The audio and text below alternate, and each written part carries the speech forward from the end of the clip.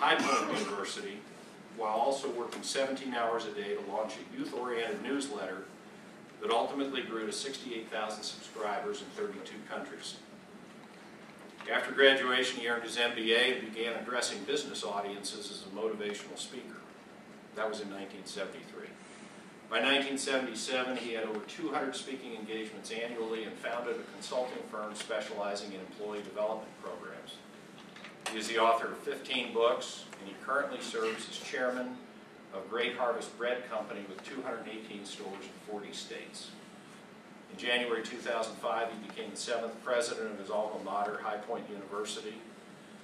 His story is one of outstanding perseverance and commitment in the face of long odds, and his philosophy is reflected in his belief that winners and losers are separated by a single word.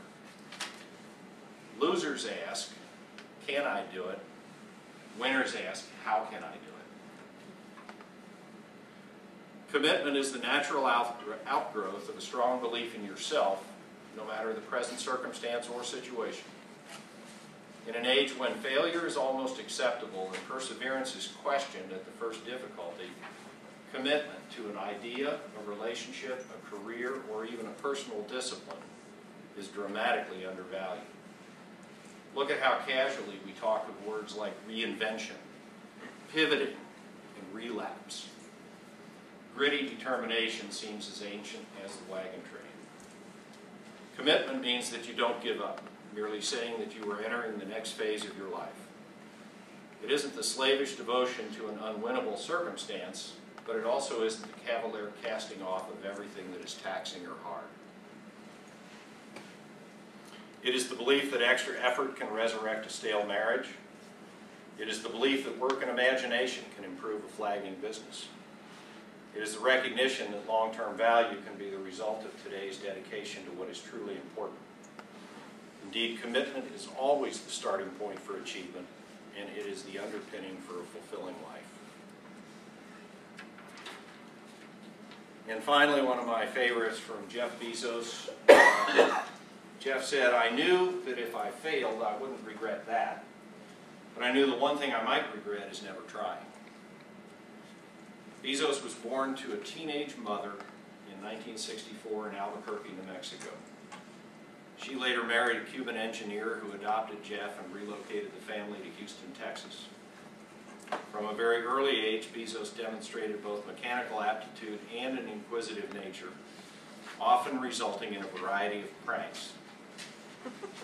As a toddler, he tried to dismantle his crib with a screwdriver, and as a teenager, rigged an electric alarm to keep younger siblings out of his room. After graduating from Princeton University, he landed in the New York tech and investment scene in the early 90s. He became the youngest senior vice president of the hedge fund D.E. Shaw, and in 1994, he pitched them on his idea of selling books on the internet. When they passed on his investment, he quit, packed up and headed west to Seattle, and wrote the business plan for Amazon along the way. This became the quintessential mythical road journey for the dot-com generation. Amazon has always teetered on the edge of disaster, simultaneously remaking industries and confounding competitors, while enriching Bezos and infuriating his investors. He is known as a happy-go-lucky guy who is fond of blue Oxfords and khakis, but he's also a notorious micromanager who once quit selling a patio chair because he noticed his workers were struggling to construct a suitable packing box. He embodies the startup founder's most essential quality, and that is the ability to entertain new ideas. He was also named to Forbes' 70 Most Powerful People list just this month. I suppose we could say Jeff Bezos was daring when he chucked a big hedge fund job to pursue a business without a plan. We could say that risking his parents' retirement fund to indulge such a venture was the pinnacle of selfishness. We might say that he was just another lucky garage entrepreneur who came along at the right time. But what we must say is that his commitment is unquestionable. How many of us can say the same? Much less journey across the country, I hesitate to go across town for a meeting if I can do it by email.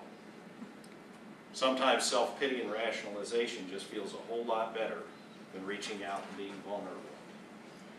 Commitment to something important means that you'll often feel like there is no safety net. Will you feel okay if your new venture isn't immediately successful and you're late on the mortgage? Will you survive if that new initiative at work just crashed and burned? What happens if you pour your soul into repairing a relationship and it vanishes before your eyes? Do you disappear, or do you learn and stay committed? Bezos would say that you lose when you quit trying. I agree. And whether you're an entrepreneur, an employee, a friend, a sibling, or a spouse, success is in the trying, and our biggest regrets are often in knowing we didn't. So never stop trying.